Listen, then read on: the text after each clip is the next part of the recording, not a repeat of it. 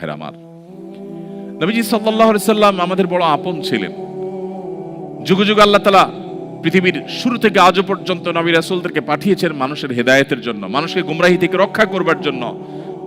আমাদের নবীজি বলেছেন, কোন আগুন জ্বালাবার পর পতঙ্গ বা পোকা এসে যেরকম আগুন উপরে ঝাঁপ দিয়ে পড়ে এবং আত্মাহুতি দেয়, তোমরা সেরকম জাহান্নামে প্রবেশ করবার জন্য দলে দলে ছুটে বেড়াও, কখনো অর্থ উপার্জনের নামে, কখনো হায়ার এডুকেশনের নামে, কখনো তোমার সামাজিক অবস্থানের নামে, কখনো তোমার ক্যারিয়ারকে ডেভেলপ করবার নামে।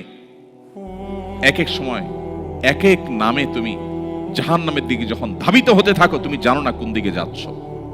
তুমি ছুটে চলেছ তোমার জাহান্নামমুখী সে যাত্রা এবং ছুটে চলাকে থামাবার জন্য। নবীজি বলেছেন, ওয়া আনা আখিযুম বিহুজুজিকুম মিনান নার, আমি তোমাদের কোমর ধরে ধরে টেনে টেনে জাহান্নাম থেকে বাঁচাবার চেষ্টা করি, এটা আমার দায়িত্ব।